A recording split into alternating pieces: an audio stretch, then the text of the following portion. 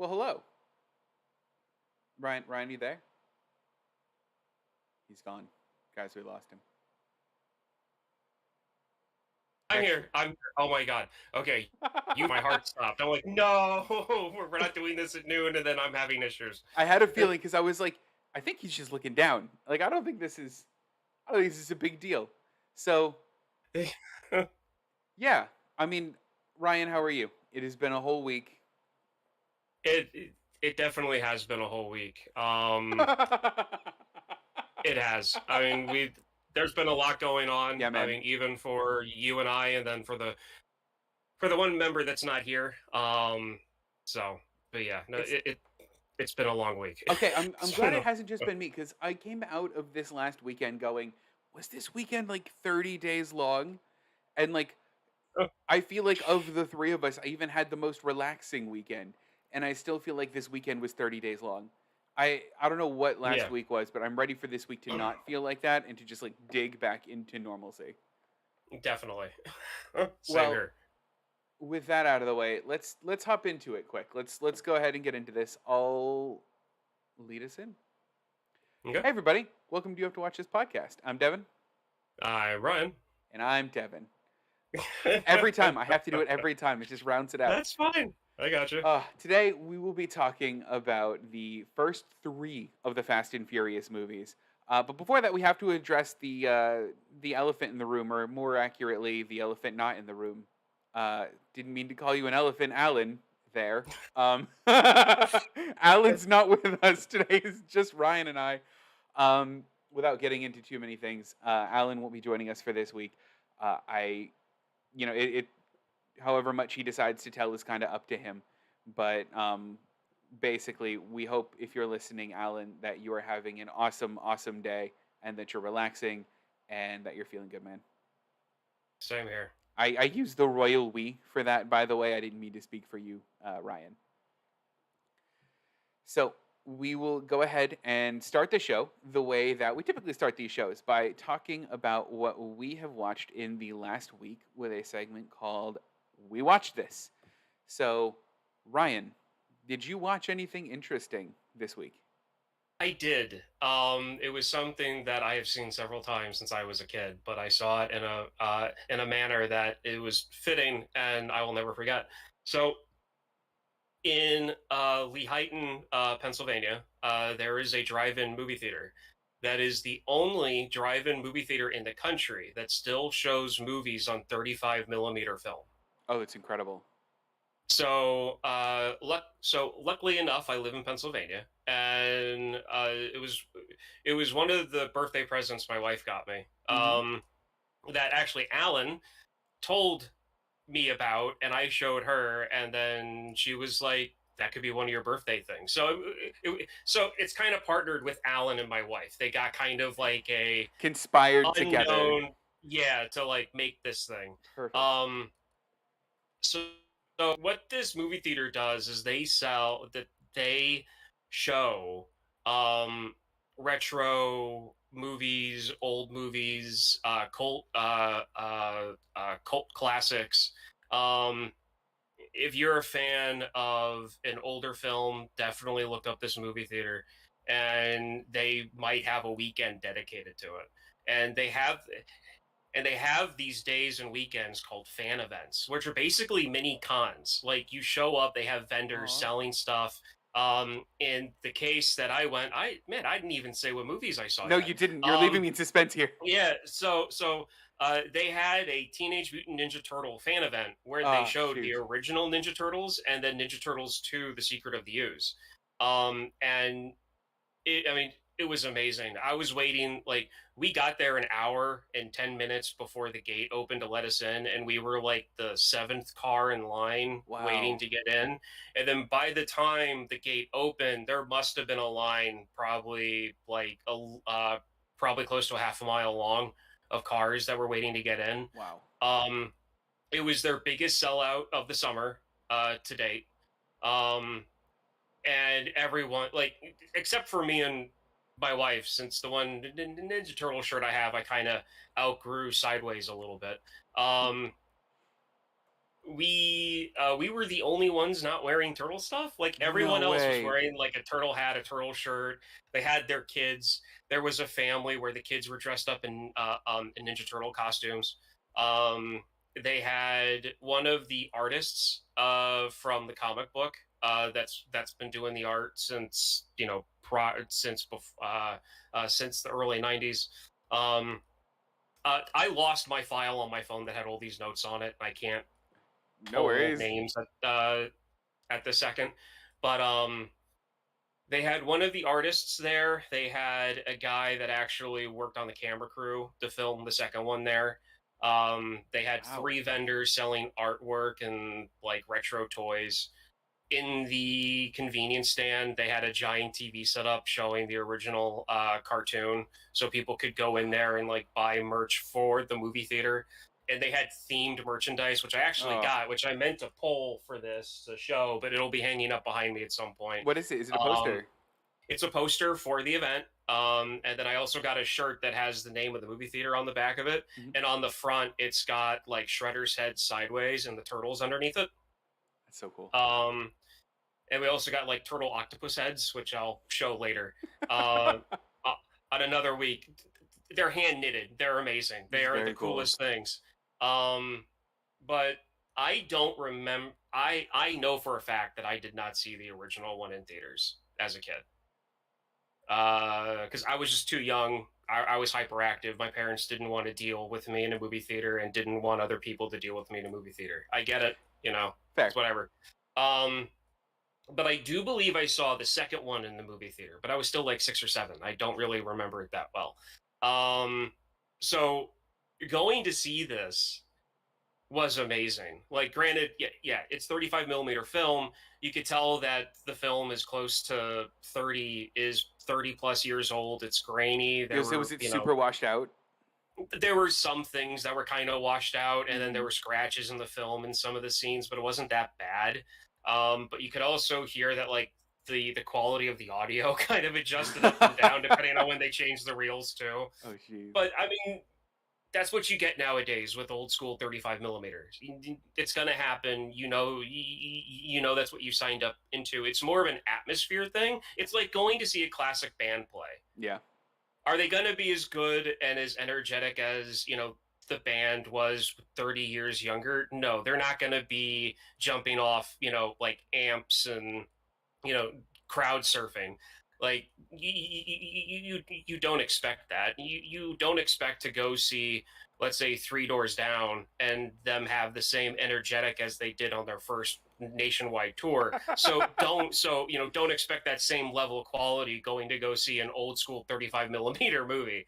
Um, but it was amazing. Like I'm like that made my summer. I mean, to be honest, it sounds like everything that I love. Where like I don't know, there's this really weird push in I'm gonna call it our industry because we're in the movie podcasting industry and Yeah. sound really pretentious about it. There's this really weird push in our industry to like be super critical and like really be harsh about movies. And I think the thing that I love about stuff like that is it's just like, hey man, you like this thing? Come celebrate it. And like Yeah. that's what draws me to movies is having those conversations, is meeting those people that love the thing as much as you do. And like the fact that like that many people showed up and that it was a mini con is incredible. Like I don't know, I'm Yeah. incredibly jealous of the thing that you did and it sounds so fun. Yeah. Two more things to make you more jealous. Oh, okay.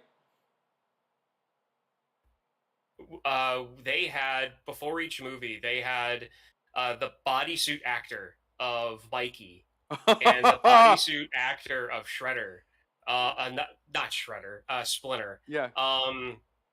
Give a little like hat tip to the fans at the movie theater. Like both of them mentioned the movie theater's name.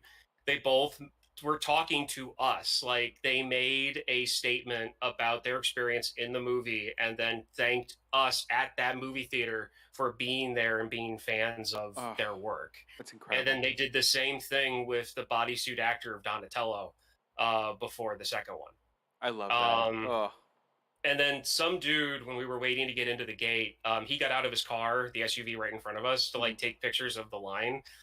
but he must have walked down to the end of the line to like get a picture of people parked in, and Yeah. that's when they opened the gate. So like everyone else in front of him goes, and I'm waiting there, and I'm like, he didn't come back. So I pull around him and I look in the SUV and he's not there.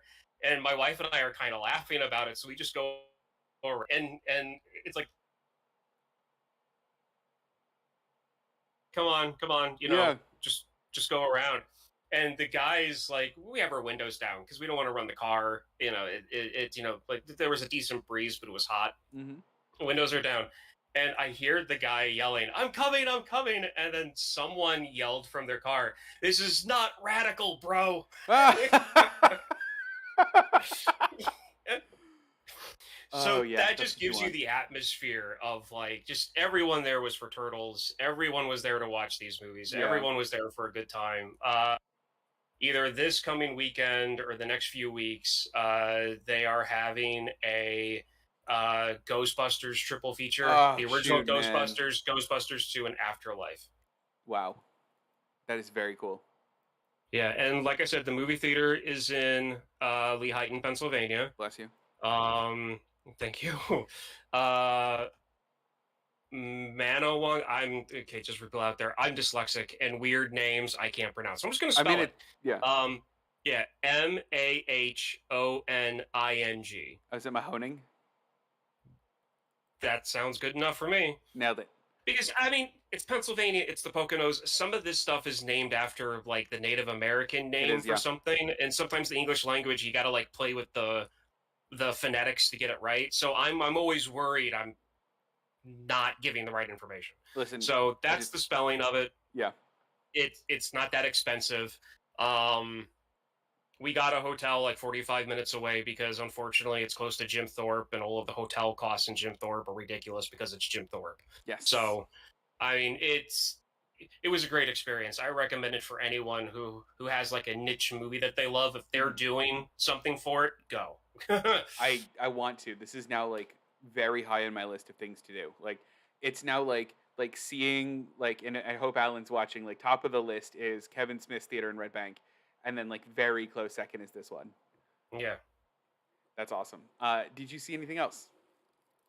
To be honest, I've been busy with stuff with my family. So anything I've been watching has been reruns of everything else. Everything else I've watched. So man, being an adult's hard. I get it. Yeah. I have the same. I did watch one thing this week, and we have to talk about it. Ryan, I watched one half of Barbenheimer. What half did I watch? I'm going to assume Barbie. It was Barbie. Ryan, it was so good. It was so good. I mean, I've been just every single person that asked me about this movie, because I think not a lot of people know me here very well. You know me well enough because we do this all the time to go, yeah, you saw Barbie. Of the two movies, I know you went to go see Barbie. But like not a lot of people here know me well enough, so they're like, oh, you probably saw Oppenheimer, didn't you? You don't want to see Barbie. No, of course I want to see Barbie, and it was phenomenal. And for everybody that's on the fence about it, go watch Barbie. Just do it. Ryan, go watch Barbie. Don't do this podcast. I'll talk about Fast and Furious on my own. Go watch Barbie, dang it. And I am like so incredibly passionate about this movie because it does so many things so incredibly right. It does it. I was worried that the whole movie was going to be like kind of the trailers that we had seen. Like the first 20-ish minutes of the movie was like, I'm Barbie, look at my Barbie. And I'm like, I can't do 2 hours of this. I can't. And very quickly, it turns into something very relatable and very good. And it has an incredible message behind it. And unlike any single movie that I think I've ever seen in my life, this made me want to buy a piece of merch, to the point where the second I left the theater, I found where the merch was online, and it was already sold out and already way too overpriced. But I got my eye on it, and the next time it's available, I'm buying it straight away. It's not something I want to talk to you about right now unless you've seen the movie, because it's tied to a character's progression or his like plot through the movie. But I've Okay. never, and to be fair, the plot that the thing I'm buying is not a Barbie. Like, this did not make me want to run out and buy Barbie dolls. This did not make me want to run out and buy Ken dolls. Like, this was a probably a really bad advert for Barbie and Ken dolls, but it was a really cool thing for the Barbie intellectual property.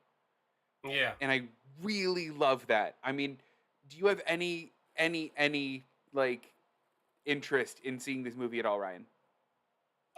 Since the movies come out, Mhm. there has been some swirl of online reactions Yeah. around this movie that has made me want to watch this more. Yes, and I bet you're like me, where the negative reactions to the movie are all from the people where you're like, you're reacting to it negatively. I'm going to love it. just just be and it's definitely not because of the whole like because they don't like it. I'm I'm I'm gonna make myself like it. It's the fact that on top of the positive things I've heard, Yeah. with the negative things I've heard, you can kind of do some like math per se Yeah. on those two things, and you can kind of gauge, okay, this is where the movie goes. These are the storylines I like. I think I can take watching two actual humans dressed up in neon yellow rollerblades and just go with Yeah. it. Yeah. Yeah, that's basically it. I mean, I don't know. The movie was so well acted, which like makes me mad about the actors strike. The movie was so Yeah. incredibly well written. I mean, I heard a podcast where they said that the Barbie movie was doing this almost impossible thing where it had to both kind of placate current Barbie fans, it had to placate Barbie haters because Barbie's got a lot of hate as a brand over Yeah. the years. It's had to not overtly sell you toys Yeah. because everyone's going to see through that right away. If this is for new Sunshine Sparkle Barbie, we're going to know, oh, the movie's trying to get a Sunshine Sparkle Barbie. And it's also got to address the criticisms around Barbie without being like all like weird about it. And it does Yeah. all of those things so well. And also like the message that it had to send in the end like hit me at such a like a relevant time in my life that like it was just so good. Like I think about the movie now. Like I'm still thinking about it. I'm still talking about it like an idiot. Like I recommend it. I can't recommend it more. And the last thing I want to bring up is you know how people say, "Don't worry about acting like an idiot, Ryan." Because everyone that you meet's going to already have forgotten about you, and the only person that's going to remember that embarrassing thing that you did is you. You know that saying? Yeah. I'm here to tell you they're wrong. I'm going to call out Yeah, I one. I'm know. going to call out one person in the theater, and it was a dude just before the movie started. And I know you're embarrassed by it, and I want you to know we're embarrassed for you too. Just before the movie started, right? The whole theater was really loud and really cheery and really like talkative. And then the lights go down, the movie's playing. It's about like 30 seconds into the movie. Some dude somewhere in the theater goes, "I'm Team Edward." And no one laughed. It wasn't funny. No one thought it was funny. The silence is something you deserve. Don't do that again, guy. We remember. I That's so out of place. It Like doesn't it's make not any even. sense. It's like a decade old cultural reference that you could tell his like connection was like, I'm at a chick flick and this is a chick flick thing. I don't know. We don't like you. Don't do that again. That's it. That's my last takeaway. Okay. Okay. That's fine, and I definitely agree. Um, So does that mean then, Ryan, we should get to the main topic? The main yeah. so going from very not this to very hyper masculine, we're taking the pivot to the Fast and Furious franchise. This is something that I think is really cool, specifically for Ryan and I to talk about because we have two very different viewpoints on this. Ryan is a car guy, and if anyone's talked to me for more than 2 seconds, I'm not a car guy. So we have two very different opinions on this. Now, I love like action movies, Hmm. and that's the angle I'm coming at this from. Ryan likes action movies. I know you do, but you're more of a Yeah. car guy. So you took something very different away from these movies. So Yeah. I am going to kick it over to you, Ryan. Away we go. Okay, so I just want to point out before we get into this that Devin and I may or may not start yelling at each other. We are going to be throwing counterpoints at each other, Yes. but just so you know that we respect each other's opinions and we definitely just let each other like what we like, and we have these discussions for fun and they make us laugh. Yeah, That's the only reason why we're doing this. absolutely. Just so anybody knows, like, this is the way that these things should be handled. Like, respect each other, let people like what they want to like. If you want to jab at each other because you're friends, go right ahead. But no one's dumb for liking anything that they do, No. unless it's illegal and bad for someone else. Anyway, moving Good forward. point. Good point. So what we're going to do is cover the first three movies, because honestly, taking an hour to talk about The Fast and the Furious, Too Fast, Too Furious, and Tokyo Drift, even though they're my favorite movies of the entire franchise, would be ridiculous and dumb, and it's been drawn out on other podcasts. I'm pretty sure there's going to be 30-second TikToks that are going to be covering more stuff in detail than we are here. This is just because Devin and I really want to talk about this. This is Raw Emotions, the podcast. This is pretty much. So, the first movie is The Fast and the Furious, directed by Rob Cohen. Is he part of the Coen brothers, Devin? I don't think he is. No. Okay. I'm going to go ahead and say no. Like, it's I'm on a movie podcast. I should know that, but I haven't. My interests are scattered all over the The place. two So we're main gonna are say Ethan no. and Joel are the two. Okay. Yeah. So I'm going to say no, that this guy's not part of the Coen brothers thing at all. It came out in 1991, and it introduced a lot of people to Vin Diesel as a lead actor. He already did Pitch Black and some other movies, like Saving Private Ryan. He wasn't a main actor in that one. He's actually, I think, he was the first one to die in that group in that movie, which is depressing. Anyway, moving on. So the first Fast and the Furious came out in 2001. The reason why this movie was made is because of an article called Racer X that was in Vibe magazine. There was a journalist that was going to that went to New York to do a story on something else entirely, and ran into this subculture of import street racers, of import as in import cars, Hondas, Toyotas, Nissans, the whole gambit. And he really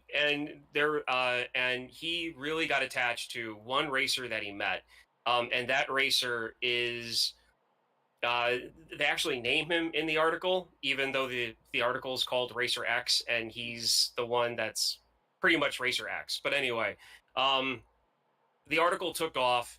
It was one of those things that anybody who read Vibe magazine at the time read it, loved it. This is late 90s. Okay, so we're talking, this is before the import street racer car scene became mainstream. Someone wrote a script on it. It bounced around Hollywood for a while. Rob Cohen got his hands on it. Now, for people who are like, okay, so what type of a director is he? He did the movie Stealth, Dragonheart.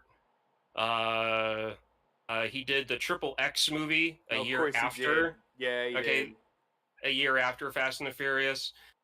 He did the Skulls and some other movies. So he's more of an action guy, more suspense. Like, that's the type of stuff that he does. So right off the bat, The Fast and the Furious is based off an article that was written about the underground street racing scene in New York City. So they transplanted it to LA. They dove into the LA import car scene. A lot of the extras and their cars are just people that live in LA, and they did a casting thing where people showed up with their cars. That's now, cool. When Devin said that, like, I'm more of the car guy and he's more of the action or oriented person, we got into a bit of a heated debate. More because of me. I was the one that got heated first, I'll fully admit. Like 3 or 4 episodes ago. So if you watch we just watched this segment like 3 or 4 episodes ago, you're going to go off.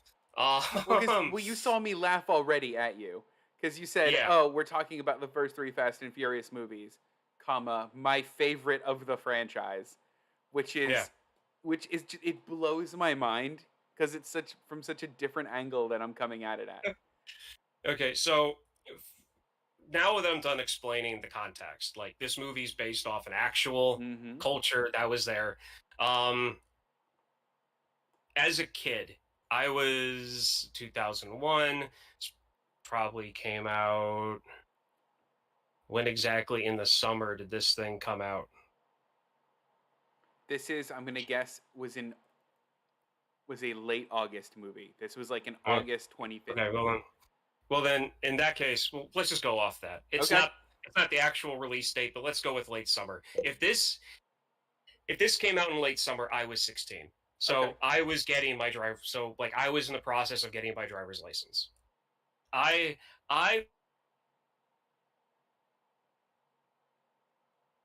no one in my family worked as at a car dealership, but I was still fascinated with cars. Mhm. Um, and this movie came out, and I didn't see it in theaters, but I saw it when it was on HBO, and I instantly fell in love with it. I had no at that point my interest in cars was my own. I really wasn't friends with anyone who was really deep into cars, so I had no idea about the import scene versus the domestic scene. You know, the and all of that. I just saw a bunch of cars that looked cool as a teenager, and I wanted to know more. And the internet's was a thing, so I deep dived into it. But car culture wise, you'd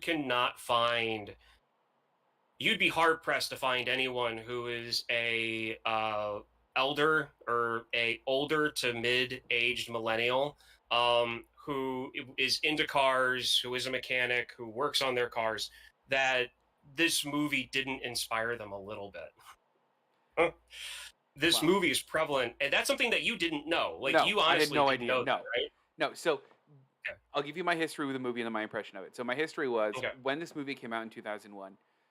2001 was, oh my gosh, it was the year of a lot of other movies. Like I think Spider-Man came out that year. Um, like a lot of other interesting movies came out, and I was never really like a car guy. Like I think at that time I was driving like, or my dad was driving like a, oh my gosh, like a 1988 Toyota Corolla. Like we didn't care about cars, we didn't care about all of that, and on top of it, my cousin was really excited about the movie, and anything my cousin's excited about, I'm inherently just not excited about, and that's kind of held true even when I was little. So the movie came out, and I was just like, yeah, it's a movie I'm never gonna watch. Great, next, and like ignored it. Now, I didn't watch it until recently, until the franchise itself became what it was, right? Where it Yeah. is, it is this behemoth of an action movie franchise. They're releasing a new one all the time. They go into space. This is a crazy action movie. So I strapped into this movie thinking I am going to watch a really fun older action movie. Nope. And and I'm going to be honest, I was really disappointed and had a really hard time seeing how the whole franchise took off with this as its starting point, knowing where it went, I'd say. Okay. Well, I can kind of answer that, and it Okay. has to do with studio interference. This is one of those things that where like the studio just took it and just kind of put it apart and kind of took two movies to figure out where things went. So Okay. anyway, um and when I was saw this in 2001, there was some stuff going on in my life as well, and I saw that there was this action movie coming out, and I was kind of geared to, like my friends were interested in it, and I didn't realize it, but like this movie started my love for import cars, particularly Japanese cars. Like even just commuter Civics and Corollas and Accords. Like it's I like them. I don't, it's what it is what it is. But the era for Japanese import cars in the United States really hit off in the late 90s, because that's when in the mid to late 90s, that's when people started to like tune these things, put turbos on them, put bigger exhausts on them, trying to get every ounce of power they could out of these engines that most of the time they were working on commuter economy cars. But then these car makes also made sport cars that were looked down on a lot of American car enthusiasts in the 80s and 90s because they weren't domestic. They weren't muscle cars. They were small Oh. Japanese, the horsepower wasn't there, but they were light and nimble. Um, and so you've got cars that really came of age in that era. So you've got Fast and Furious 1. You've got the like whatever year that second gen Eclipse was, the one that Paul Walker Oh, drives right, at the right. very start of the movie. Yeah. So that is a Mitsubishi Eclipse. Okay. Um, those things go for like 50 grand, not fully restored, when they look like the hero car from this movie. Sure. Okay. Okay. Um, but even then, they stopped making that Eclipse in like the late 90s, early millennium. Hmm. This movie kind of made that car like the ambassador to the like import scene. And then that first race, he lines up against um, an Integra, which again is more like a commuter sports car, Hmm. a four-door Honda Civic, which it's a Honda Civic. Yeah. And then you've got the RX-7 that Don drives, Yeah. that Vin Diesel's character drives. Um, and just seeing those cars and not really seeing those cars on the road in 2001, because I mean a lot of people owned them, but not so much in Pennsylvania where I'm Right. from. Right. So like these cars were kind of exotic for me, and just one scene after another, seeing cars done up and painted like I hadn't seen before really drove me into this. Now Good as a plan. car guy now looking back at this, Dom's crew Yeah. The family. drives illegal cars that should not be in the U.S. at this point. What? So there's So I don't one of know them. this. Okay, so after I explain this in a little bit, we're going to get onto the second movie. So there's a famous scene Hmm. where all of the crew pulls up in front of Dom's little like mini mart Yeah. thing. Yeah. Okay, so the yellow car Yeah. Hmm. is a Nissan Skyline 33 Okay. R33. It's like 25 years have to go by from when a car comes off the assembly line to where you can import it privately into the United States. Hmm. Like you've got to wait 20 to 25 years. That car was like 4 years old, 5 years old at that point. Whoa. So you can do things to legally import cars over. And the owner of that car did, more than likely, as like a show car. Like Sure. not driving it on the road. It's for show. Roads are closed down because of safety and laws that benefit the car companies and not the average citizen. Yeah. Moving on. So that was my initial like introduction to the Nissan Skyline, and that's the first Nissan Skyline shown in the series, which that's a very popular car going forward. And then you've got the Nissan, either I think it's a not 200 SX, the car that Don's girlfriend drives. That Michelle is Rodriguez. Michelle Rodriguez. Yeah. That car also is another Nissan. You're going to see a trend here. And then the car that the villain drives in the Yeah. first one, like the way that I see him as a villain, Mhm. I don't really see what else, like except for the motorcycle gang.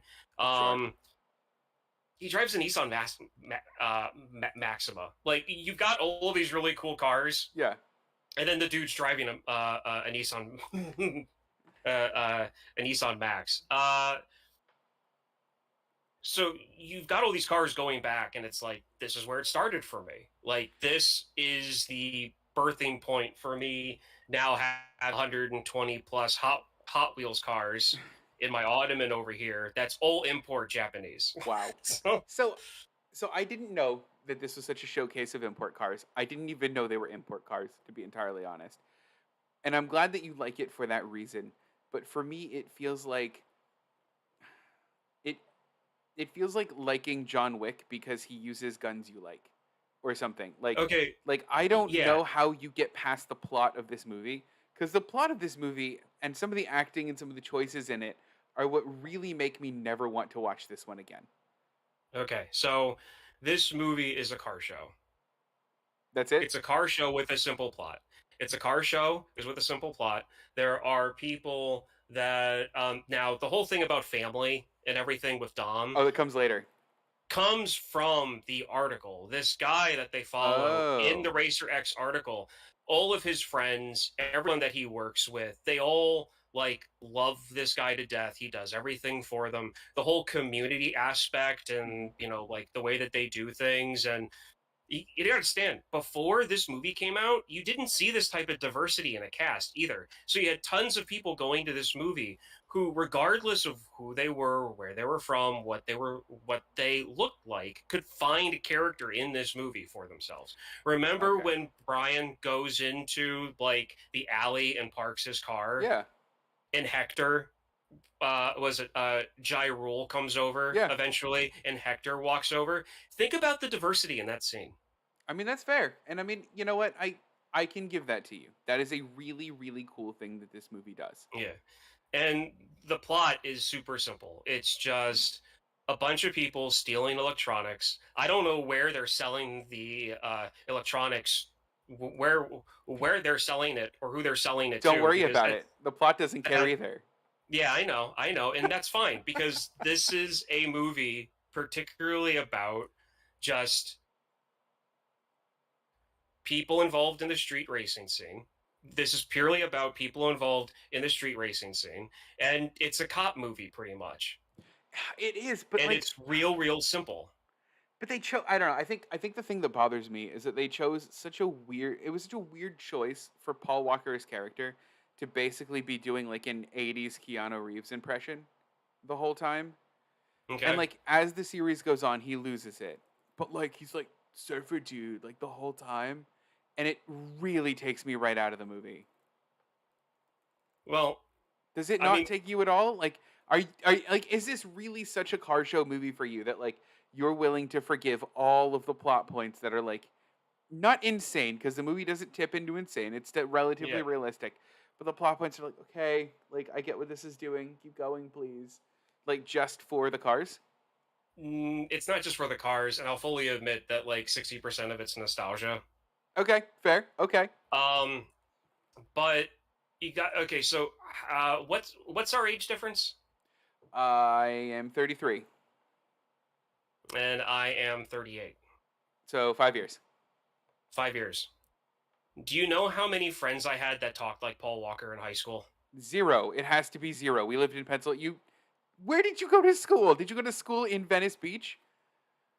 Bethlehem, Pennsylvania, Freedom High School. My graduating class was almost 900 students. And any of them talked like that? Attitude, gait, his walking What? gait. I'm serious, man. Look, we're teenagers. We mirror what we see, That's right? fair. All And right. All right. and and prior to this movie coming out, there were other people that walked and talked like that. Do you follow them on Facebook, and do they still walk and talk like that? No, I don't because I don't really watch Jackass anymore, even though I love the older movies. I mean, it it's one of those things where it's like the slang, the way that the way that people talk, and it's one of those things where the movie is set in L.A. So if you're gonna have a surfer bum character, where That's else are where you you gonna? have them. Yeah. All right. That's Yeah, fair. That's fair. and and and to be honest, you're missing one key point. And because you don't really know cars like I Yeah. do, this is probably one of those things where like, oh, cool, that's cool. I didn't know cars could do that. That's Tell me. cool. As soon as the black Civic slides underneath the semi truck to go through the work zone, Yes. all bets were off on this movie Why? because that can't happen. The next time you are on the highway over in London and you drive past a lorry, for all of our American listeners, that's a semi truck, and you drive past a lorry, I want you to look at the height of the roof of the car you're in, and then with your eye line, look at where the bottom beam is on the trailer. It'll probably never fit. I'll probably It'll get never stuck. fit. Yeah. If you ever rewatch that movie again, you will see like a 3 to 2.5 foot block that is sitting in between these suspension for the back tires Yeah. and that lowest beam part of the trailer itself. They raised that trailer like 2.5 feet to get that uh, scene. Now, before we So pivot to the second movie, I yeah, have an assumption to ask you, right? okay, So the whole movie, Dom wants a 10-second car, yeah, right? He says that a couple of times, and even at the end, that's the big moment where, yeah. Paul Walker gives his car up to Dom, and he's like, "We asked for a 10-second car." My assumption of a 10-second car is it a car that goes from 0 to 60 in less than 10 seconds. Was my No, assumption correct? no, not Ah, at all. tell me. A 10-second car can do a quarter mile in 10 seconds or under.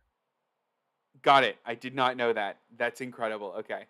Because almost every like a base model Civic can go 0 to 60 within 10 Well, seconds. that's what I thought, and I'm like, does he want any car then? Like, this doesn't seem like a. No. Okay. So, real quick, the hero car, Yeah. the Supra. Yeah. This movie launched this car in mainstream consciousness, and the engine Mhm. in the Supra.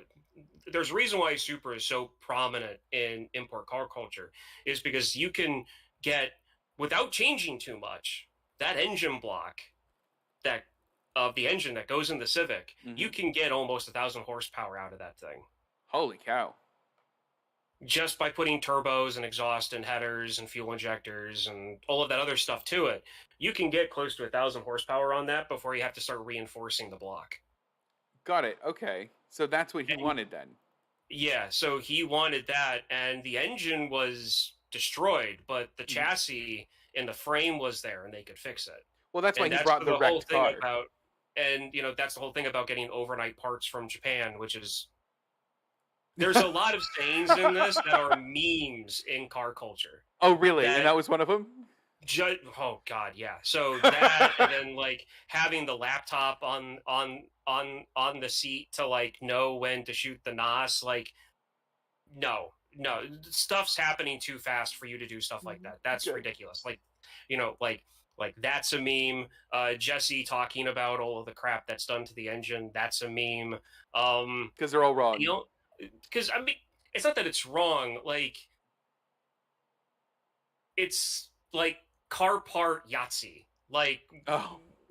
is what they did was that they took real names of stuff, put it Mhm. on dice. They didn't actually do this, but it seems Sure. like they did. Like, shook it in a Yahtzee dice barrel and then Mhm. threw it on the table, and then whatever word showed up is what they used. Was it like if I was like at a used car dealership and I was like, "Tell me the features of this car," and they're like, "It's got a steering wheel and headlights, and by the way, a back seat." Like, is it like that, like sporadic in terms of like the stuff that they're mentioning? More like So you have to say put it in simple terms for me. okay, so intake manifold. Yes. Intake and manifold would be Mm. two separate words on the dice. Oh, okay, got it. Along with other terms for like engine parts and stuff. Like, Got it. like fuel injectors. You'd have fuel and then the word injectors. And then you Mhm. might get like, and then you might get they might say something like injector manifold. No one says it like that. Like, but you can kind of see where that part where that would line up. You But kind of yeah, get it, so yeah. yeah, so that's what this this movie is beloved in the import car scene, but it also gets made fun of just as equally. But it sounds like with love, like with a lot of love. Oh, it's all love, 100% all love. So speaking of less love, let's move on to the second movie. Okay, which is considered by a lot of people to be, well, not a lot of people. There is one famous car person on YouTube, on the Donut Media channel, who considers this to be his favorite. Considers this to be the best movie out of all of them. What? Yeah. So okay, before we dig into the relevant reasons that this is good, and my guess is the reason that this is good is because of the cars and because of the showcasing of the cars and what they do with them. I can tell you that there are fun parts of this movie. So the plot is that Paul Walker's character has moved down to Miami. Yeah, He is still working for whatever government organization he's working for. I can't remember the name. not at, but not at the start of the movie. No, you're right. Not at the start of the movie. That's fair. And he has to infiltrate a gang. Uh, One of my favorite parts of the movie, and for me, one of the bits that I think works the best, is when they do the initiation into the gang. This is something they're going to repeat a couple of times in the series, but it's a bunch of different racers paired up with somebody else, and they have to go do a thing. And you have this very long form race to the thing. I think that part's incredible. This sets the tone of the series that we're essentially following main character Paul Walker and no one else. There aren't many returning people from the first movie. Notably, Vin Diesel doesn't show up again. Yeah. So And okay, so Vin Diesel doesn't show up because he didn't like the script. is that why? So they had to rewrite the entire thing. What was it going to be originally? Just I totally forget, but it didn't, like, Vin Diesel wanted what the series eventually turned into, sure. and that's not what they were doing. What were they doing? So what did this turn into? It again, I lost my file on my phone. No worries. And like I said, if you want to know more on this, if you look it up, there's hundreds of different podcasts that Yeah. go really in depth into this stuff. I mainly wanted to do this to bug Devin a little bit and for us to just get planted on what exactly I like compared to what he likes, so we understand each other a bit more Yeah. on 'Cause- this. So what I'm getting Yeah. is that you like the cars. Like this is Yeah. it. Like these Yeah. movies are just very exotic car shows for you. And this movie then sets a tone that I thought they were going to follow going forward, which they eventually changed with movie 4. And the next time we get a chance to do one of these Yeah. episodes, we'll get into a lot of Yes. so it's in Miami. Again, they did the thing where they put out a casting call to local people that were car people that had, regardless of import status, domestic, European, because there's a lot of European cars, there's a lot of domestic cars in this. You've got 2 muscle cars that take point in that are actual pickup trucks this time. Yeah, that you are did. a big part of this. So it expands to what parts of the car culture that it covers. But the storyline, I feel, in this one is a bit more well put together than the first one. Okay. In the first one, it was, let's take an FBI, let's take a cop who wants to get into the FBI. He has to go undercover with a bunch of like young street racers to find out who's stealing VCRs. And then Paul Walker's character ends up admiring Dom for who he is and decides to kind of like, hey, man, you're actually a good guy. Here's the key. Go. I'll take care of this. Like, I don't want to arrest you for this. So he's on the run. Ends up in Miami, completely other side of the country. And again, same deal. You start off with a Nissan Skyline R34 this time. Really the most popular Nissan Skyline amongst import car fans and even non-import car fans. This car is iconic. It would be on the Mount Rushmore for import cars. Really? Oh, yes. So you start off with that, and then the first race, you've got a Supra, which is the same Supra as the orange one in the first one. They just repainted it. Got it. For this movie. You've got a Honda S2000, which Jeremy Clarkson, controversial person I know, a really, really big, if you don't know him, he's a really, really big car guy over in the UK and around the world. This is his favorite roadster for a long period of time. He considered this to be one of the best roadsters ever made for a good chunk of time. I'm not sure if he still holds that opinion, but he did it, he did once at least. And then you have, again, the RX-7, because that car is, again, really, really popular within the scene. Where the first movie ended as just drag racing, this goes straight to street racing and some pretty crazy CGI that is kind of horrible. Wait, hold on. Hold on. Tell me about the horrible CGI, because I have my favorite bad CGI moment from the movie. What's yours? Oh, just the parts of the first scene, just Oh, parts of the first for race. for me, it was anytime they're in the car, I'm like, "Let's hit the NOS," and they hit the NOS, and someone just rubs Vaseline on the windows of the car to make it look like it's going fast. It took me out of the movie every single time. Like, it looked like they were just in a box painted to look like a car going, "Whoa!" That was it. No, I mean Took me that's right out of the all like movie. that's all like camera effects. Like that's all, that. Now, the one thing about this movie that I did not get into, the first one was done by Rob Cohen. Mhm. This movie was done by John Singleton, Okay. the guy that did Boys in the Hood. Got it. So when he got this movie, he was already seen as like this guy's an up and coming director. Let's give this to him to see what he can do. And what they did with LA was that they did a lot of like cool car culture stuff in LA. Like Mhm. they showed like the type of cars, the way they were painted, the looks, the feel. They did the same thing in Miami. They said, "Hey, we need extras. Come and bring your cars and just dress the way you dress for like a random car meet." And that's what Mhm. they did. So all of the extras are dressed the way that they would normally be dressed. And that's one thing I love about these movies. They're time capsules Okay, that's fair. that like you don't see about that you don't see in a lot of other stuff created around that time. Um, and even though I'm a big import guy, I also like muscle cars. And this movie took two iconic ones and made them part of the storyline. Um, and they're very upfront and realistic. They're like, look, our cars can't take these on, so we got to do something silly to try to beat these guys in this race. So they're very upfront about that, which I like. They're being realistic there. There's a lot less like car Yahtzee going on with this. Yeah. Like you don't have Yeah. people pulling apart the engine or not pulling apart the engine, but like talking about stuff. It's just more like show. Well, It's more showy.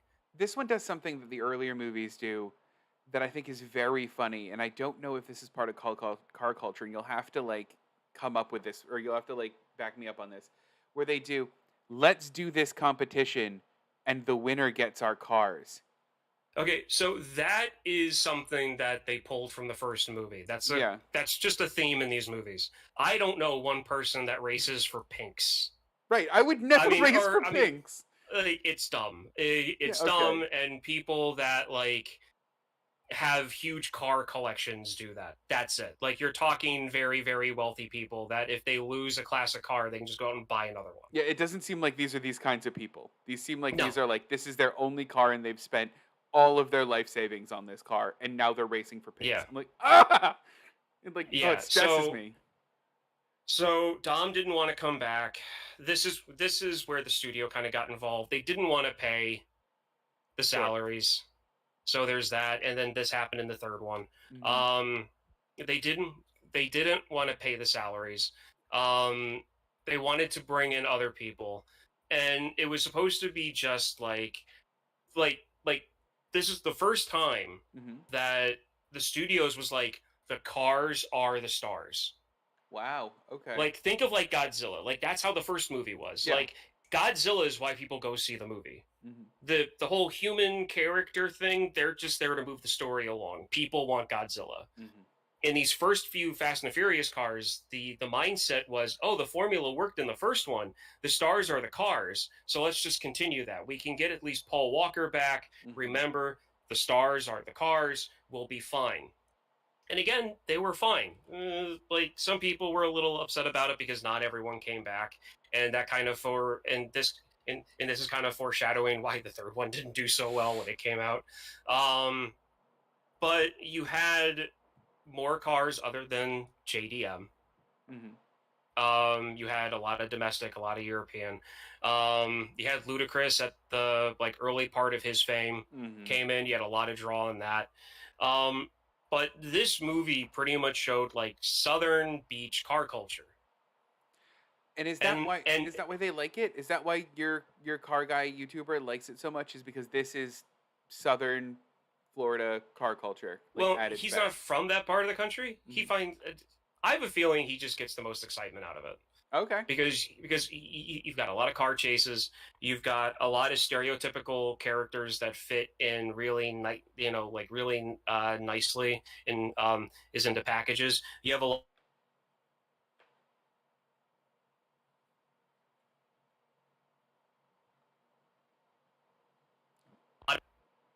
There's a There lot of memes that come out of these movies Okay, hold on. Are the memes the same as as the well. first movie? Again, yeah, so Just there's a lot of memes that come out of this. There's a lot of things that like people make fun of um out of this movie. It's a fun movie for people that really enjoy cars. okay. And I think that as an action movie and as a Devin's watching this movie, I think that since I the cars aren't as much of a draw for me, the action is, and like the intrigue, and like even the first one was like fun, like because Paul Walker was like, oh, how's he gonna deal with this? Because he loves Dom, but he has to arrest Dom.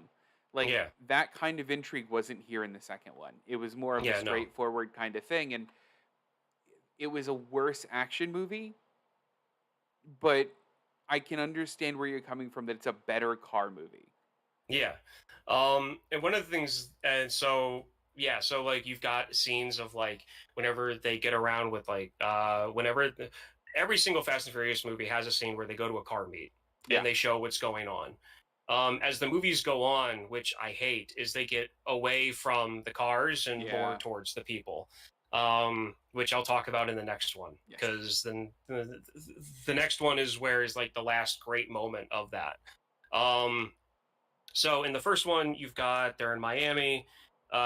You've got more. You've got they go more in depth with more iconic JDM cars. Mm-hmm. They bring in other aspects of car culture: the demolition derby, muscle cars, modern. Well, as of 2003, modern American domestic sports cars, and then also and then also showing that people just don't customize cars; they customize pickup trucks. Yeah. And one of my favorite moments in this movie is where they open up all of the garage doors of the warehouse and everyone pours out. You've got JDM, you've got domestic. I know I keep on repeating these Mm-hmm. things. But you've got the pickup trucks come out first and they push the cop cars out of the way. And then you have everyone, you have people in custom PT Cruisers, which is a joke on itself. It is. You've got custom PT Cruisers, you've got custom Honda Civics, you've got Eclipses, you've got Nissans, you've got all of them coming out, and then they just scatter. That's one of my favorite moments in the movie. Just because of all the different custom cars that like you Yeah. see. Okay. Mm-hmm. Not the And then Star Wars-esque moment where they're like, everyone's here to save us. yeah, well, I mean, there's also that too, because again, it's the whole like car culture in the movie, like coming together to like help, to like help out people that everyone knows in the local area, Yeah. like, and just having fun. Um, and the storyline to me is just enough and not serious enough for me to just be able to casually watch this with a smile on my face for like half the movie because mean, it's silly. You really gotta not pay attention to the plot. I mean, if you're a car person, I can totally see it. If you're in this for like a good action movie, man, I'll never watch this movie again. So let's Okay, So this brings us to yeah. the third one, which is, in my opinion, an absolute dumpster fire of a movie. This And is it's where my I think favorite one of the whole series. this is where we're gonna fight the most.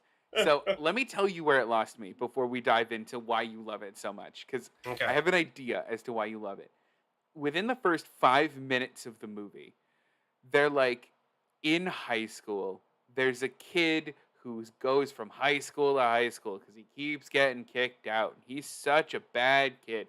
And this high school is his last chance high school. And he races this guy, I don't know, like the jock guy, I guess. Like, and the big deal is that they're The doing a kid race. from Home Improvement. Yeah, exactly. The kid from Home Improvement. First off, I hate that a high schooler's going, I only race for pink slips. Shut up. No, you don't. You're 12. The thing that I hate worse than that is after he does that, there's a girl in the crowd that goes, why don't you race for me? And like, Do you know who that is? Do you know who that girl is? it was the Like, her jock's boyfriend. context? It was the jock's boyfriend Jock's girlfriend, yes. or girlfriend. But like, why? Like, why is that? Like, I don't know. Like, Okay, at that point, so you lost me completely. to me, Yeah. whenever I watch this movie, I put it on and then I walk away and get food and get drinks. And You and wait by till the they get time to I Tokyo, don't you? no, not even. So then, by the time I get back, they're already racing through where they're building all of the homes. Yeah. So as far as I'm concerned, I don't like the opening. It is insanely cringy. Okay, good. They're high schoolers, I get it. I really, really, really wish that they just would have stuck with like him in shop Yeah. in like the automotive class, seeing the kid getting bullied, Hmm. grabbing the wrench like Dom did, because they saw that. Yeah, Like he yeah, would, like he had that instinct to like intervene, but then he realized what his situation was, so he didn't. yeah. Goes out to the parking lot. I would have liked it better if the jock then like saw his car and they already set it up. Like the jock was all about how new and fancy and how Hmm. like like strong his car was, and the main character's car was built. He built that thing himself. Yeah. Different colored body panels. It's real simplistic. It's an American muscle car, but still, it's real simplistic. You could tell that he pretty much built that thing himself. So it would have worked if the jock was just bullying him and then he says something. They didn't even need to bring the girlfriend into it. They No. could have just had them like bump shoulders by accident. The jock says something, he says something because he's confrontational. Hmm. He says something, and they could have even geared it to where he was still upset about what he saw in the automotive class. Right. And then they get into an argument. The jock throws the baseball into the back windshield, and then that's when they race. Right. I think it would have been fine. They didn't. I agree. They didn't need to bring the girl into it at all. They didn't need to have that insanely badly aged script that she gives. Yes. Yes. It's yes, not yes. it's not the actress's fault. It's No, the writer's fault. Like that agreed. shouldn't have happened. And that unfortunately gears to what happens, in my view, to the old other movies when it comes to when they go to these car get-togethers. But anyway, Interesting. so he gets in trouble, goes to Japan. His dad's is in the U.S. Air Force, so he goes off to Tokyo. And then, what did you think going forward from there? Once he got to Tokyo, I think so. I've been kind of like new guy in new country a couple of times, right? Or new guy in new place a couple of times. yeah, I never would act the way that he's acting in a lot of these. And I think maybe this is where I kind of chafe at it a little bit. I mean, sure, I've gone in situations where I'm like, I know how to do this thing. I'm going to do this thing. And then realize, oh, I actually don't know how to do this thing the way that you're doing it here. And I now look silly, which is what he does when he goes to the car show and he's like, well, I know how to race. I'm going to race. And they're like, well, we're all about drifting. And you don't drift. And like, he makes a fool of himself. Sure, that's totally fine. I think that's a cool scene. I actually really like that. yeah, I think there's a couple of parts where like I don't, especially him walking around going, "I know Gaijin." I'm like, oh, stop! Like that part of it, I don't love. And then him like just strolling up on the yakuza and like, or even the movie escalating to the yakuza at all. I think doesn't need to happen. Like I think like the stakes and most of the plot once he gets there, and I'm just talking rope plot. Like I'm not talking about like cars. I like the training montage and stuff, but I think most of the bigger plot points just get really silly and really absurd from there. And that's kind of my thought of it. It's like I think the movie okay, gets better at that point, but it's absurd in its plot. okay. So the reason why I don't see the absurdity in Yeah, it is because I grew up on '80s action movies. sure. So that's why I'm like, it's like I'm watching these movies, and anything that you would be seeing as absurd, Yeah. my my mind for absurdity is Arnold Schwarzenegger in Commando. All right. So as long as something doesn't go like that level, then I just roll with it, and I'm like, it's a movie. It's an entertaining movie. Like so, All right. Fair. so that's my baseline, I guess. Like your baseline's a little bit more in more in real realism than mine. I think the reason that my baseline's more in realism is because sure, with the exception of like a couple of parts, 1 and 2 are relatively realistic, right? Like Yeah, if you're a dum dum like me, you don't know that you have to raise a tractor trailer 2 feet in order to fit a car underneath it. You just go, wow, there's a lot of room under that tractor trailer, and you just kind of go on with it. But like this is the only time that like my like suspension of disbelief went, wait a minute. Did he just walk in on the Yakuza and they're all right with it because he was brave?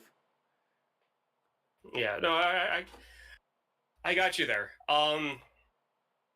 I totally understand So that. I what? have So nothing why is to this say your to that. favorite though? I don't mean to bash all of So it. Why is it your no, favorite? it's okay. But this movie came out in um 2006. So I had Mhm. graduated high school by this point. The internet had evolved to make it easier to find things. Um, and I was obsessed with Japanese car culture even before this movie came out because of the first two movies. Mhm. Because I was like, oh, what's this car in Fast?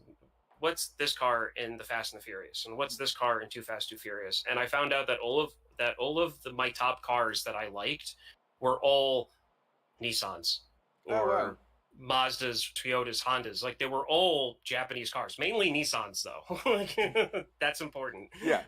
Before getting into this movie, is mainly Nissans, and so like looking up the history of like the Skyline and the Sylvia and the Z and all of these other two sporty two-door either rear wheel drive or all-wheel drive cars that Nissan produced um, led me to looking up Japanese car culture. And at the time too, I drove a Scion XB. And I know, and I was in the crowd when I was in high school. Like, I was fortunate enough in a position where I was able to get a brand new car as my first car. Oh wow. I'm like, I, I think that's the first time I'm actually saying that out loud to the public. Like, I usually, I usually like to hide that because Don't be people are ashamed. more Own it. about like your first car is supposed to be a shitbox, like like that whole thing. And to an extent, I probably would have benefited from that, to be perfectly honest. But anyway, that was the car that I had, and that was my first car. It was a 2004, and having that car drove me deeper into it because it was a Toyota. It was a car that was sold in Japan. It looked very Japanese. Um, I looked it up. It's a square. This is the it's one that was the yeah, square. Yeah. Okay. it, and it had the bubble from bumper. It had that bubble, the It front does bumper have a like bubble bubbled from. out. Yeah, it does. Okay. Yeah. So I loved this car. Like it was not fast, it was quick for what it was. Um and so I got is so like having a car that was actually a car that people customized in Japan Mhm. and made it part of the scene made made me deep dive into it even more. And then this movie came out and I went to go see this movie. I was so hyped for it. And except for the beginning of the movie, it did not let me down at all. Like from the second he goes with little Bow Wow into the parking garage Yeah. to the very end of the movie, I literally was smiling throughout the entire thing. Like it was corny, Yeah. like the other ones. It showed, like the main characters were the cars. And then it was doing the narrative that I thought they were going to do with these movies, which is they go to Tokyo, they show the Tokyo car culture, they show car culture in part of Japan.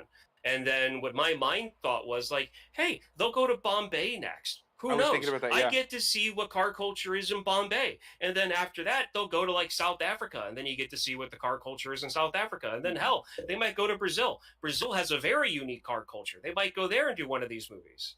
That's what I was hoping. Explaining that, I'm getting goosebumps. The idea of that See, is that's giving me goosebumps. And then make them like minor action movies with dumb plots. Just make them entertaining. I don't care. but really Like that's showcase what the I car wanted. culture.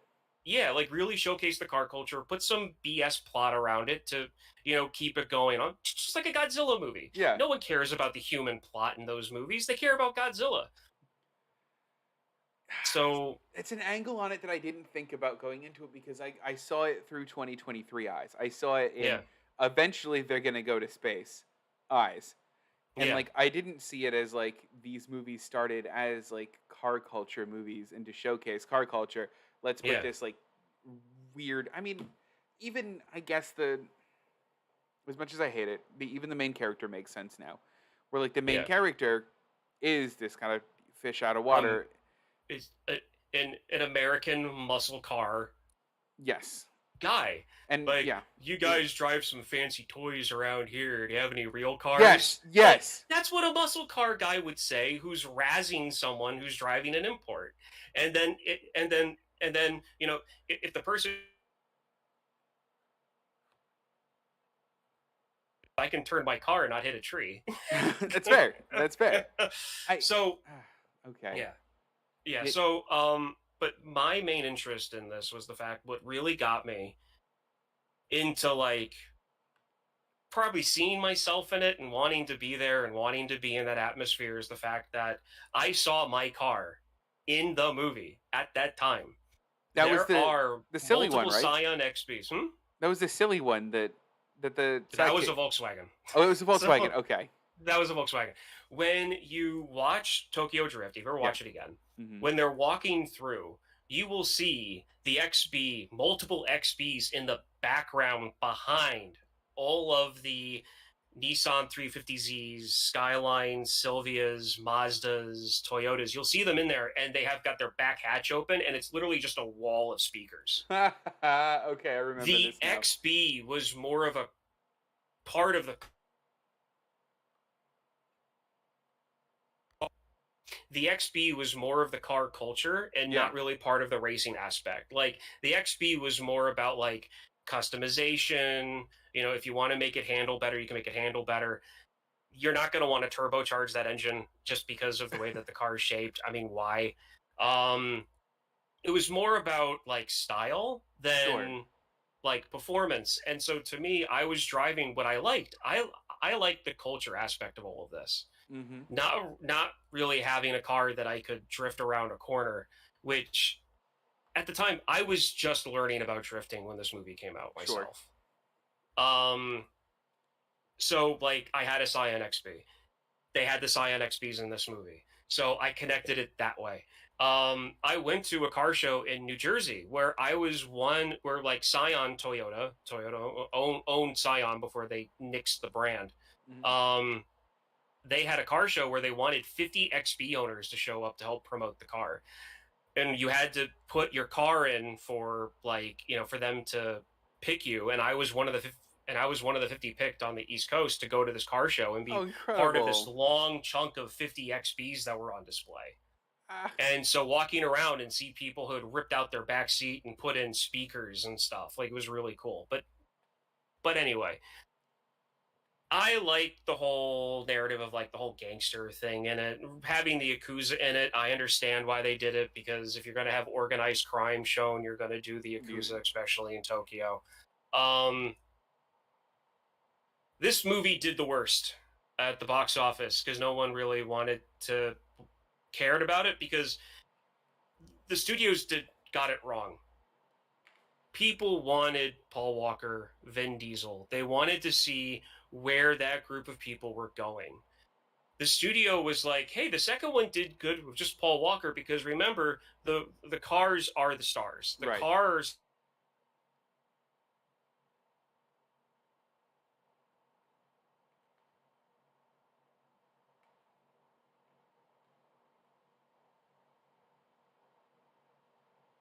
We might have lost him. At least he didn't freeze in a funny way this time. Or maybe he did. You know what? If you're listening to us just vocally, then you'll never know.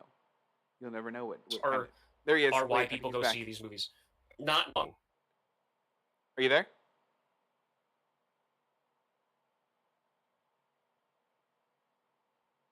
We had him for half a second. Just a half a second.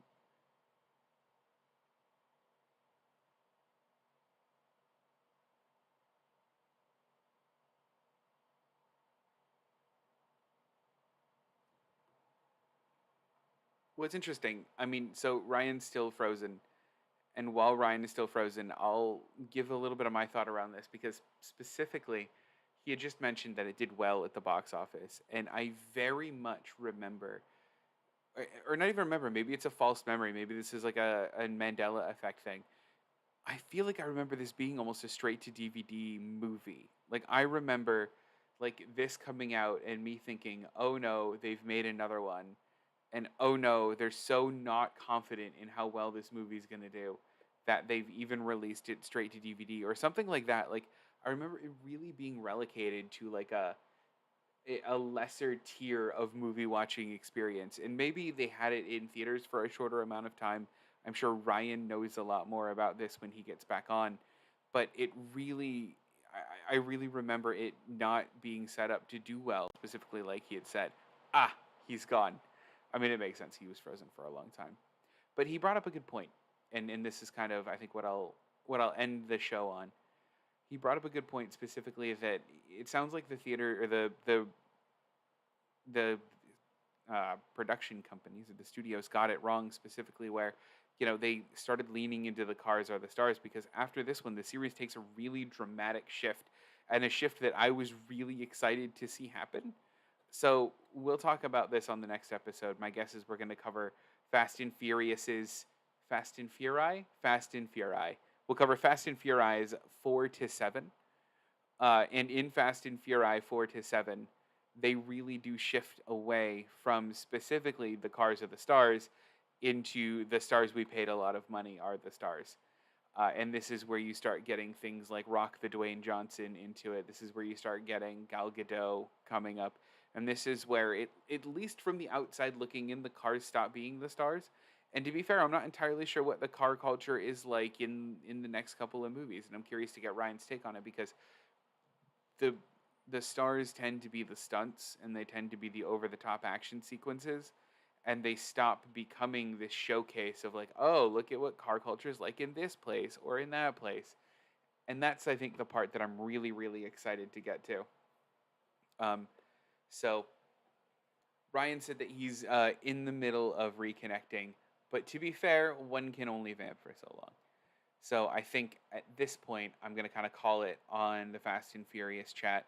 I think that it was interesting, and I like getting Ryan's perspective on this. And this is a series I really like to hear from him about because I don't know anything about cars and car culture.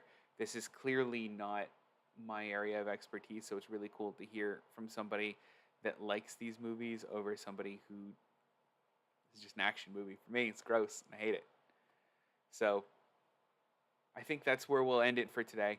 Stay tuned next week. I'm not entirely sure what we'll be watching next week, but we'll have an update later this week to talk to you about where we are. We might do the rest of the Fast and Furious franchise up until number 7 at this point, or we might be doing something completely different. I know that Alan wanted to have us watch So I Married an Axe Murderer, one of the a movie like that. So it could potentially be that. We'll let you know about halfway through the week. But thank you for watching. If you'd like to see more from us, follow us on You Have to Watch This podcast on YouTube. We also are on Twitch as well if you're watching us live. Hey, thanks for watching us. Otherwise, you can find us wherever you get your podcast, on Pandora, on the Apple Podcasts, on Spotify, really anywhere that you can find us doing podcasts. And it looks like Ryan hopped in just in time to kind of say the whole sign off here. We'll give him a second to get back up to speed. You're back. Okay, so where was I? I'm sorry. We're No gonna be worries. wrapping this up here. Soon, so. Yeah, we are. Well, so I just actually did the whole wrap up part, but I wanted to unpin something that you had said because I had a Okay. question a second ago for the audience that isn't here. My question was, I have, and it talks to your point about the studios. The question was, I very distinctly remember this being a straight to DVD release, but you had mentioned box It was office. not a straight to DVD. It wasn't. release. Okay, It was not. so it had a theatrical release. Yeah, it did. So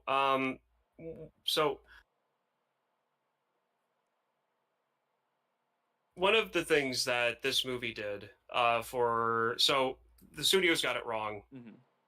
They believed that the stars were 100% that the stars were 100% the cars Mhm. and not the actual people. When in reality, it was sure of the both. It was like Sure. hand in hand. And they got that wrong. The majority of people wanted the human aspect of it with the cars as like the side character. Mm-hmm. Where I was one of the few people which was fine with what the studios were doing. You wanted the Like cars. I was fine with that. Problem was the way the studios went about it. They didn't want to pay the actors what they were due. They didn't want to spend too much money on it because of how much money the last two movies made. They were trying to get as much bang for their buck as they could, and they ended up shooting themselves in the foot. It's almost like the studio should just let the directors and producers and everybody do what they want to do and just pay Wow. people what they're worth to actually, What a be in this stuff. what a very relevant point you're making. What a very What a topical concept, point. huh? I know. Thank goodness we kept the podcast going for that, because that needs to be said more and frequently. So, me being really into the JDM and like Japanese car culture, when this movie came out, me driving a car that was in that scene, um, gripped me more than any other of the movies. Sure. That, and there were, like, to me, the main character is a punching bag. When I want him to be punched down, he gets punched down. When I want him to do well, he does well. Mm-hmm. So it's one of those things where it's like I can root against him and for him in the same movie in little snippets along the plot line. Because to me, the fact that he makes his like, oh, aren't these nice little toys? Like, he eats crow when he's learning how to drift. He does. And little fact, I knew this when the movie came out, and this is one of the reasons why I like this movie. So, you know the fisherman that's like making comments when he's trying to learn how to fish at the docks and everything? Yeah. That is the actual Drift King. Oh, is it really? Huh. I didn't know that was based on a real person. Actually, you know in Initial D, that anime about car drifting? Yeah, that main character of that show is loosely based on his life. Wow. That's incredible. So, yeah, so, like, whenever you watch old Japanese drift competitions, he always wore a green fire suit. But they got him as, like he helped. The hardest things that they had, a few of the hardest things that they had to film was the main character trying to learn how to drift, like in the mountains. Yeah. Because that's where the original drifters learned how to do what they did in real life.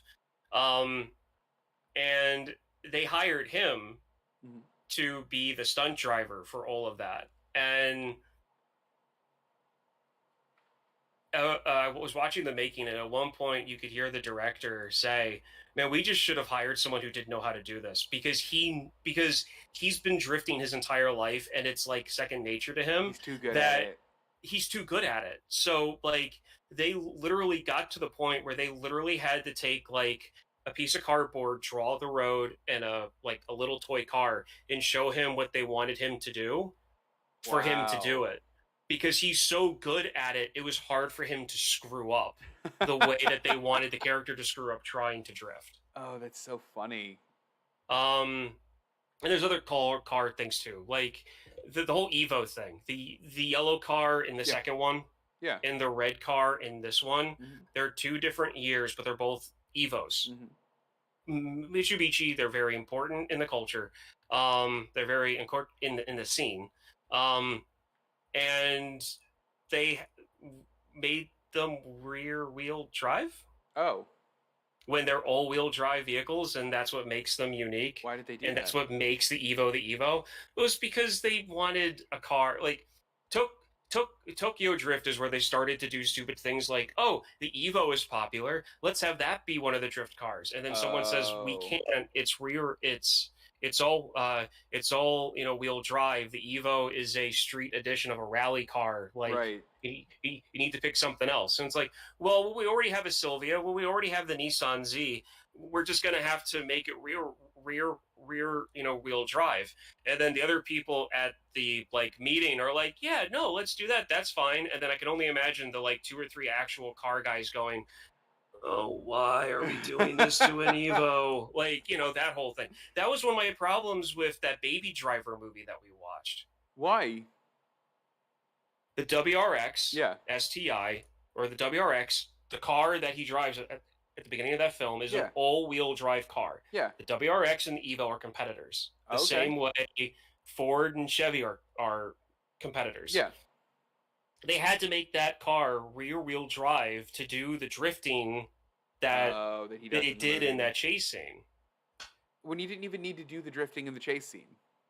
No, but you know it's It looks good. they It's good on it looks camera. good on it looks good on camera. I can't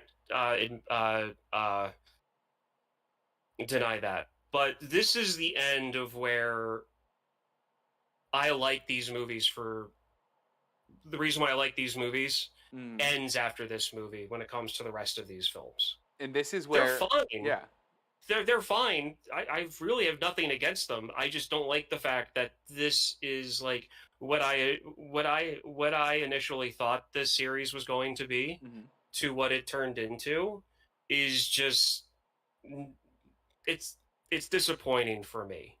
I'm really excited to talk about it because I know how they change. And I was talking about this with you not here. I know how they change, and I'm curious to get your viewpoint on how much are they celebrating cars in the next couple of movies? Because I know that cars are involved. You can't Yeah. have a Fast and Furious movie without a car. How much are the cars involved, and how much are they actually showcasing versus how much is this a baby driver thing where we want to make the car look cool and oh, look, it's a pretty car, look at it go.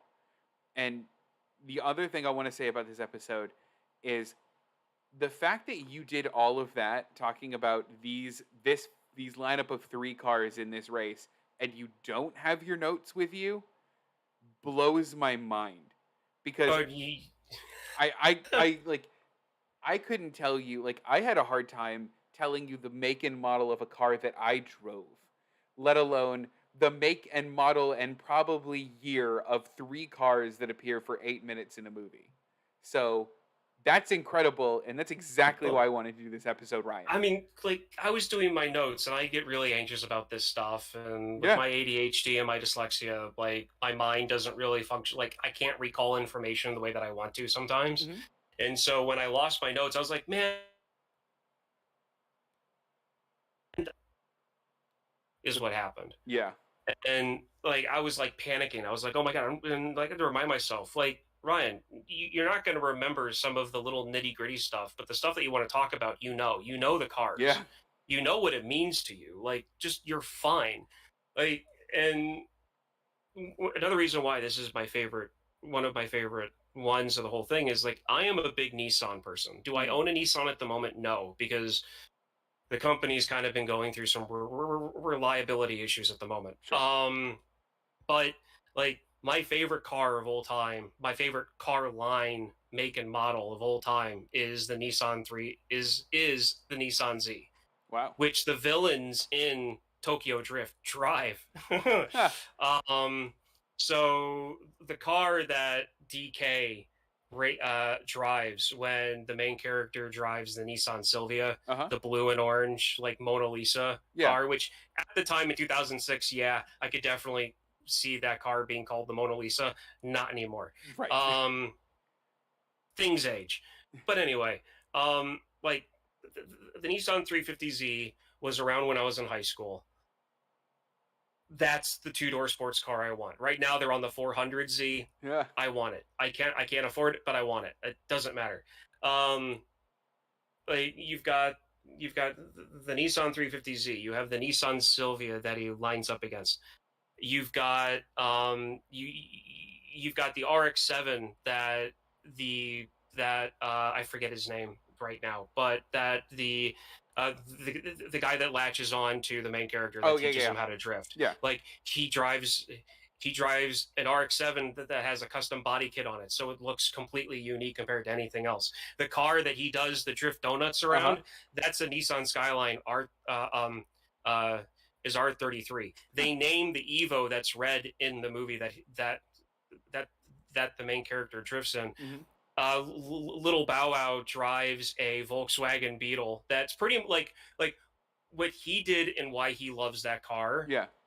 I wouldn't Hulk out and glue Hulk Punch Out to like my XB, but Yeah. like that was me in the car scene. Like I just want a car that I can customize. I don't care about going fast. I just want to be in in the scene, in the culture. I like this vehicle.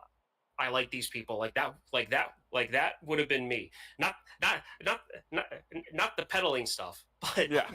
Yeah. um his his his love interest drives a Mazda RX-8. Okay.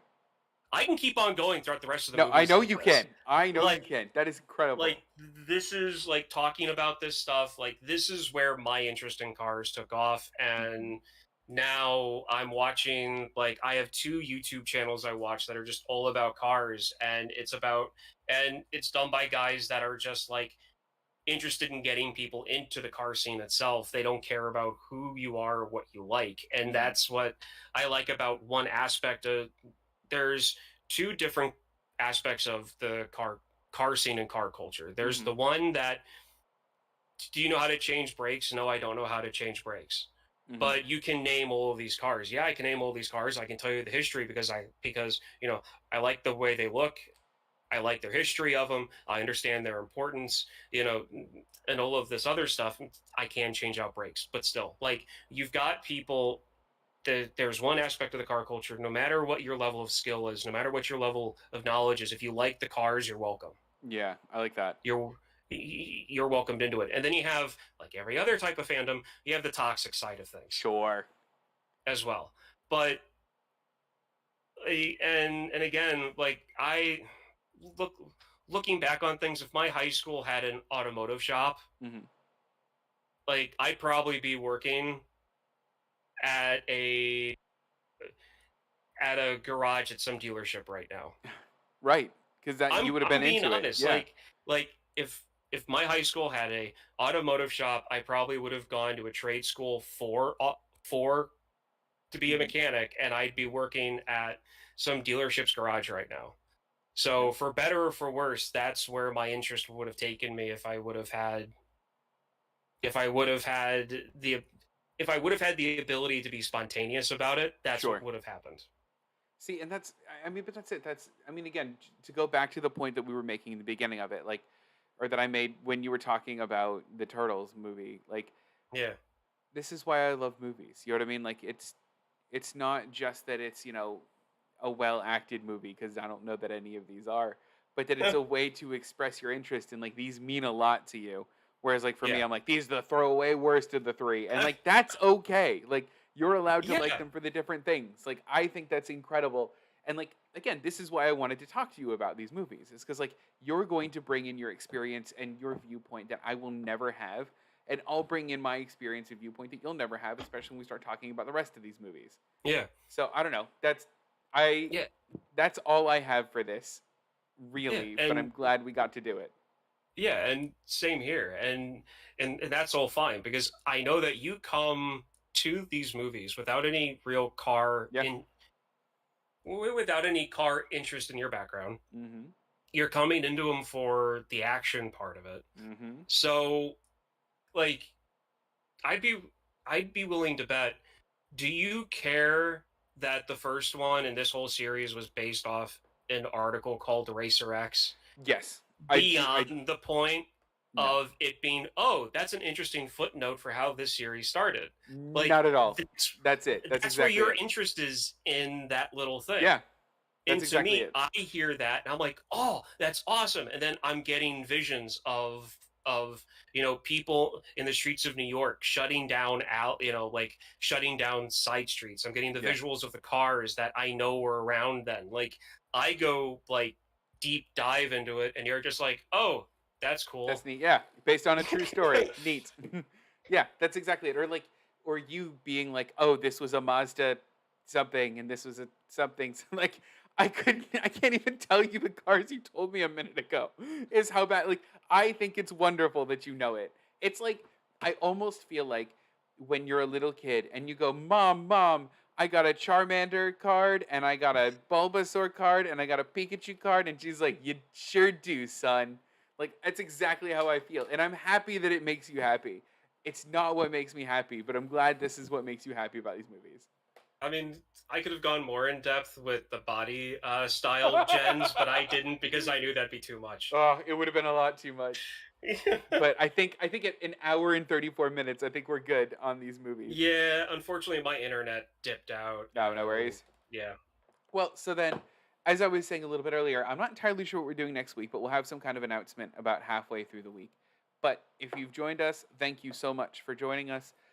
You can find, if you'd like to watch more of us, we have a YouTube channel. You have to watch this podcast.